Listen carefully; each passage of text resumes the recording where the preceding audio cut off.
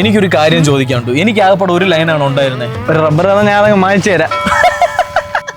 ബാക്കി പറ. എനിക്കൊരു ലൈൻ ഉണ്ടായിരുന്നു. എന്നാൽ അത് ഇന്നില്ല. അത് പൊളിക്കാൻ കാരണം നിങ്ങൾ രണ്ടുപേരും കാണും. നിങ്ങൾ രണ്ടുപേരും കൂടെ അവളുടെ അടുത്ത് എന്താണ് പറഞ്ഞത്? നിനക്ക് വേറെ ലൈൻ ഉണ്ടെന്ന് പറഞ്ഞു.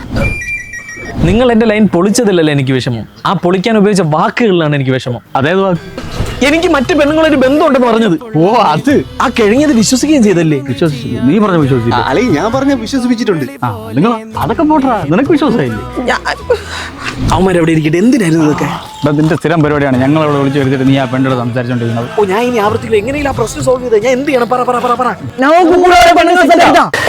നിനക്കൊക്കെ പെണ്ണിനെ കെട്ടിച്ചേരാ ഞാൻ നിന്റെയൊക്കെ മാമേ. നിനക്കൊക്കെ അത്ര കഴപ്പൂത്തണെങ്കിൽ നീയൊക്കെ ചെന്ന് വീട്ടിൽ പറയടാ. നിന്റെ വീട്ടിൽ പറഞ്ഞ പെണ്ണായിട്ട് തയ്യോ? എന്റെ വീട്ടിലല്ല, നിന്റെ വീട്ടിലൊക്കെ പോയി പറയടാ. താല്പര്യമില്ല. പിന്നെ എന്തിനാ പെണ്ണ് വേണമെന്ന് പറഞ്ഞത്? നമുക്ക് താല്പര്യമുണ്ട്, വീട്ടുകാർക്ക് താല്പര്യമില്ല. നമുക്ക് ആർക്ക് പെണ്ണ് വേണ്ട? നമുക്ക് ആ കടത്തിന്റെ പേര് നിരങ്ങാം.